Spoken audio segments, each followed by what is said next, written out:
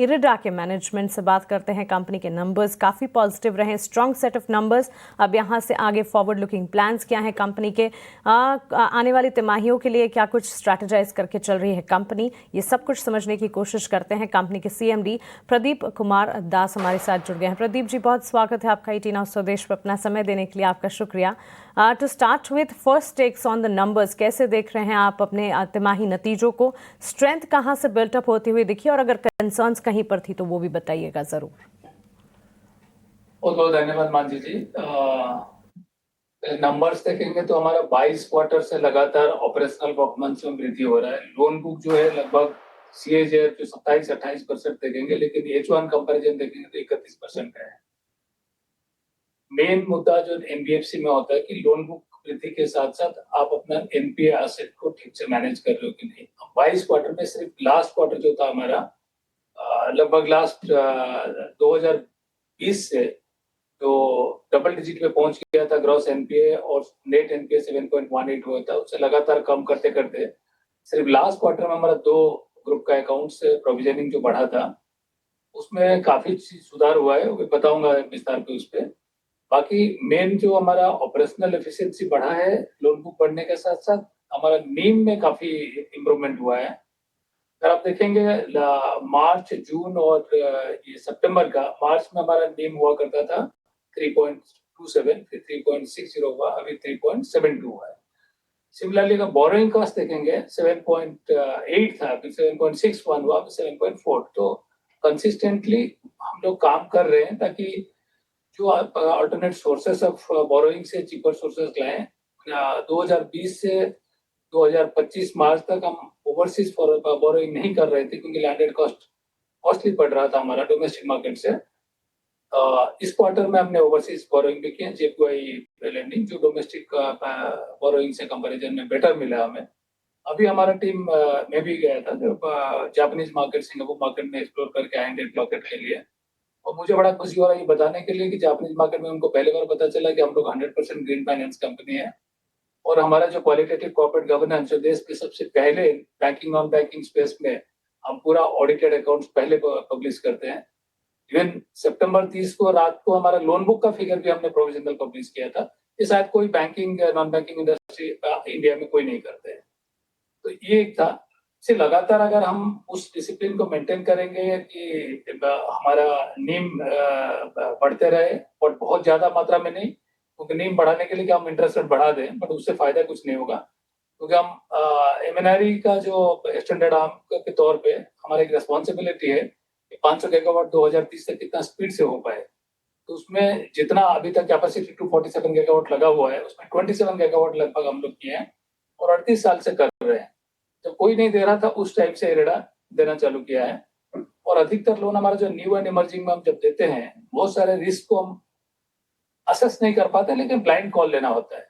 But ये सारे करने का बावजूद भी लगभग 1,71,000 करोड़ हम लोग जब कंपनी बना और लास्ट हमारा ऑडिटेड रिजल्ट तक हमने दिए हैं, और हमारा क्यूमुलेटिव राइट ऑफ सिर्फ 135 करोड़ है। तो इससे दो चीजें आता है, एक तो इरेडा का governance, asset quality management, due diligence, appraisal, ये सारे ठीक है, तभी राइट ऑफ नहीं होता है। NPA होना नहीं होना 90 दिन के भीतर नहीं हो पाया, या कोई टेक्निकल COD का पीरियड क्रॉस कर गया, उसमें टेक्निकल NPA हो गया, वो होता है। बट उसको फिर हम किस तरह मैनेज करते हैं? अगर हम क्यूमुलेटिव राइट ऑफ 135 करोड़ है, उसका मतलब हमारा राइट ऑफ ही नहीं है कुछ। अगर आप देखेंगे ये 1.71 लाख करोड़ में 135 करोड़ से 0.08% है, वो कुछ भी नहीं होता है। ये गाड़ी चलाने में एक स्क्रैच तक भी नहीं होता है। तो ये है। बाकी जो हमारा रिपोर्टिंग ऑफ रिजल्ट फास्टेस्ट और एक्यूरेसी के साथ हम देते हैं, लोन बुक 30 को बता देते हैं प्रोविजनल लिए है, और एक्चुअल जो होता है उसमें कोई मेजर अंतर नहीं आता है। तो हमारा जो IT सिस्टम्स या प्रोसेस इंप्रूवमेंट वो काफी हम किए हैं। ये लगातार प्रयास भी होता है, ये नहीं बोलते कि हम पूरा सब कुछ कर लिए हैं, अभी लगातार, क्योंकि डेवलपमेंट तो कंटिन्यूअस प्रोसेस है, वो भी कर रहे हैं। तो निवेशक का भरोसा तभी रहता है जब हम एसेट क्वालिटी मेंटेन करते हैं और मुनाफा भी लगातार देते रहते हैं। सेक्टर में वृद्धि हो रहा है।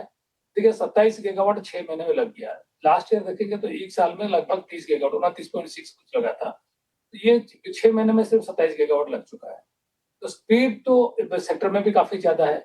उस स्पीड का हिसाब से हम जो कंसिस्टेंटली मेंटेन करते हैं, लोन बुक का हमारा 31%, लगभग वो काफी ठीक है। आगे चल के जो कंसर्न आएगा, जैसे लास्ट क्वार्टर में 2 ग्रुप का मैंने बताया, एक जनरल इंजीनियरिंग था, उसमें हमारे साथ साथ और भी 17-18 लेंडर्स हैं। तो उसमें एक तो सबको आश्चर्य होगा सुन के ये, जब से आईबीसी बना मुझे नहीं लगता 29 दिन में कोई एनसीएलटी में एप्लीकेशन एडमिट हो जाता है और आईआरपी अपॉइंट हो जाते हैं, फिर वो आरपी में ट्रांसलेट होकर फिर आरपी अपना काम करता है। 2-3 सीओसी मीटिंग भी हो चुका है, लगातार मीटिंग हुआ, एग्जैक्ट नंबर मुझे याद नहीं है। तो अभी नतीजा की मेजोरिटी ऑफ द गाड़ी को आरपी ने ट्रेस कर चुके हैं, कई गाड़ी रनेबल कंडीशन में आ चुके हैं। अभी एजेंसी आइडेंटिफाई कर रहे हैं कि किससे करके उसको लीज आउट कर दे, रेंट आउट कर दे, गाड़ी चले। जब कुछ गाड़ी चलने लगेगा तब वो जो लोगों का डर था उसमें कि कंसर्न था लास्ट क्वार्टर में, वो कंसर्न धीरे धीरे हटेगा।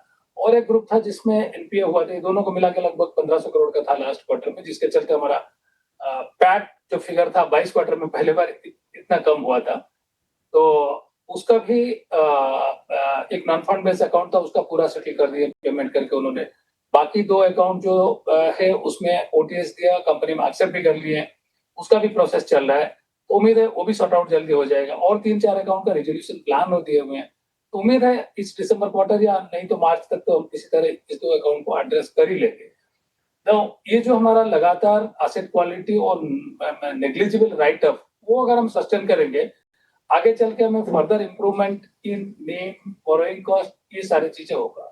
और जो इस तरह का रिपोर्टिंग हम फास्टेस्ट दे रहे हैं और गवर्नेंस का क्वालिटी रखे हुए हैं, अगर इसको भी हम कंसिस्टेंटली मेंटेन करेंगे, ओवरसीज मार्केट से हमें सस्ता पैसा मिलने का ज्यादा भरोसा है। क्योंकि अभी जैसे हम जापान और सिंगापुर होके आए हैं, जैसे मैंने बताया कि काफी इंटरेस्ट वो लोग शो किए हैं। तो पहले बार पता चला कि 100% ग्रीन फाइनेंस कंपनी इस साइज का देश में सबसे बड़ा कंपनी है जो खाली ग्रीन फाइनेंस करता है। तो ये सारे चीजों को हमारा आईपीओ के बाद हमें ग्लोबली काफी रिकॉग्निशन मिला है। आईपीओ देखेंगे 32 रुपया, बड़ा मुश्किल से हमें मार्केट 32 रुपया हमें ओपन ऑफर करना पड़ा था, क्योंकि मार्केट का सेंटीमेंट इस तरह था।